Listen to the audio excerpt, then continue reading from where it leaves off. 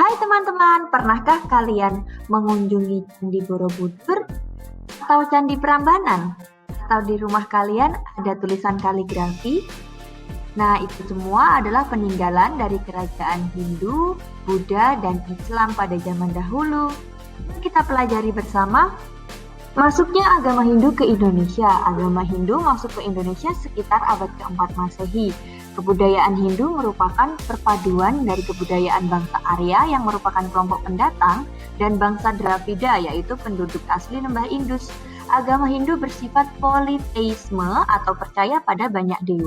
Karena percaya pada banyak dewa, dalam agama Hindu dikenal adanya 3 dewa utama yang disebut Trimurti, yaitu Dewa Brahma yang merupakan pencipta, Dewa Wisnu, dewa pemelihara, dan Dewa Siwa, dewa perusak.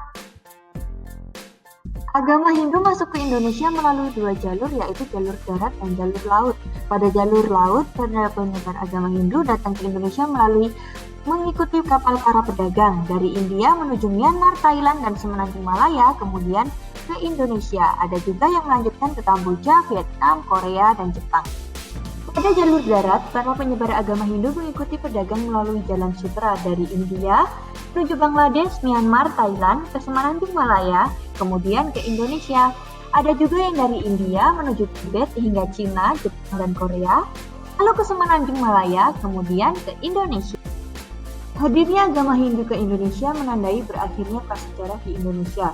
Dari berakhirnya zaman prasejarah menjadi zaman sejarah adalah dengan dikenalnya tulisan. Hal ini dibuktikan dengan ditemukannya beberapa prasasti peninggalan kerajaan Tarumanegara yang menggunakan tulisan Palapa, tulisan asli India.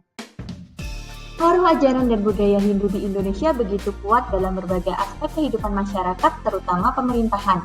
Hal ini terlihat dari berdirinya beberapa kerajaan bercorak Hindu di Indonesia, seperti Kerajaan Kutai, Tarumanegara, Mataram kuno, dan Majapahit. Agama Buddha pertama kali masuk ke Nusantara, sekarang Indonesia, pada abad ke-5 Masehi. Jika dilihat dari peninggalan prasasti-prasasti yang ada, diduga pertama kali dibawa oleh pengelana dari Cina bernama Fahishan.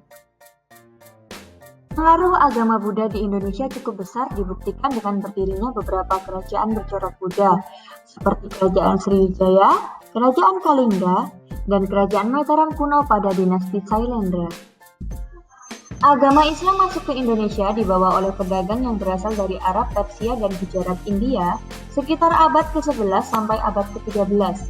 Ada 3 tahap penyebaran Islam, yaitu tahap kedatangan, tahap penyebaran, kemudian yang terakhir tahap pembentukan struktur pemerintahan. Islam berkembang di Indonesia dengan jalur perdagangan. Hal ini mengakibatkan terjadinya perubahan sosial budaya ke arah pembentukan budaya baru berunsur Islam. Puncak pengaruh Islam di Indonesia adalah pada abad ke-15 dan 17 yang berkaitan erat dengan perdagangan antar negara. Berkembangnya pengaruh Islam di Indonesia ditandai dengan berdirinya beberapa kerajaan bercorak Islam, seperti Kerajaan Samudra Pasai, Kerajaan Banten, dan Kerajaan Demak.